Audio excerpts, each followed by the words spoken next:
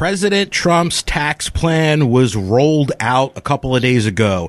Republicans in the U.S. House of Representatives released the long-awaited tax legislation on Thursday. I'm sure you've reviewed this, finance guru Dan Geltrude. How do you see the Trump tax plan? I have reviewed it in detail, and there's a lot to this. There's over 400 pages right now in the House GOP proposal. So there's a lot in there, and of course there's good and there's bad, like with any type of tax change or tax reform in this case.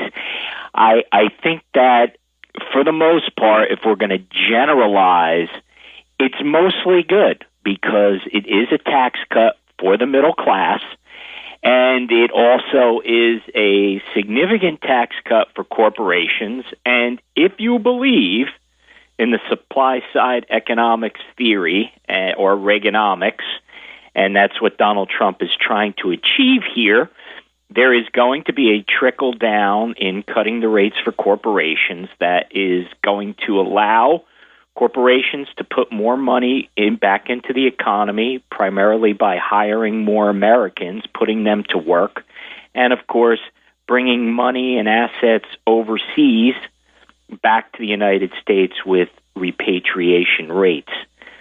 So those, I think, are things that fall into the category of good news.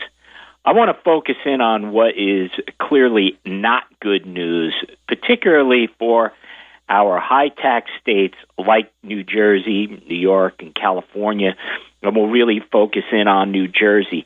There's a trifecta here in New Jersey. If you're a high earner, and by the way, being a high earner, King, doesn't mean that you're wealthy. It just means that you earned a lot in a single year. There's a difference. But anyway, high earner and a high-taxed blue state is a trifecta. And a lot of people in New Jersey fall into that because definition of a high earner nationally is a lot different. They blanket it, but it's a lot different in terms of when you're earning a couple $100,000 in New Jersey and when you're earning a couple $100,000 in Oklahoma. Big difference because our cost of living is so high here. But people have been asking me, not clients, just people in general, hey, how is this going to affect me, these changes living in New Jersey? And to be honest with you, I can't answer that as a general question. I think there are a lot of people in New Jersey that are going to benefit from this tax proposal if it goes through as is, and there's still a long way to go. But there are a lot of people in New Jersey because we are going to lose the deduction for our state income taxes, and we are going to be limited to deducting our real estate taxes at $10,000. And again, I'm sure there's people around the country that say $10,000 for real estate taxes, that's plenty. We know that for the average in New Jersey for real estate taxes, the average is somewhere close to $9,000.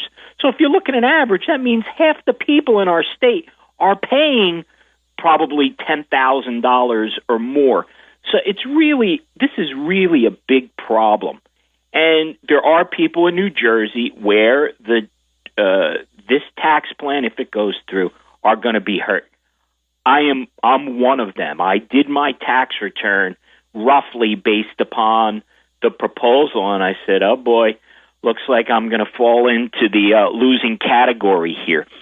So I think what is going to happen in New Jersey, and this is a big, big problem, there is going to be a mass exodus of wealth out of the state of New Jersey.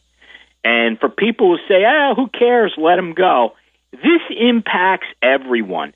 When you have wealthy people moving out of the state, King, somebody has to make that up. Because in New Jersey, we don't believe in cuts as far as spending goes. We always continue spending. We have a spending problem, not a revenue problem. When you have high earners are moving to Florida, as they should, if they can, from an economic standpoint, New Jersey, quite frankly, is going to have a financial crisis that they can't imagine.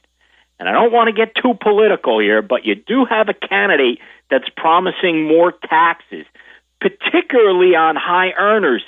King, those people are going to move, and the people that are left here, like the middle class, are going to have to make up the difference. So when there's talk of a tax increase that is not going to be able to stay only with the high earners, wealth is mobile.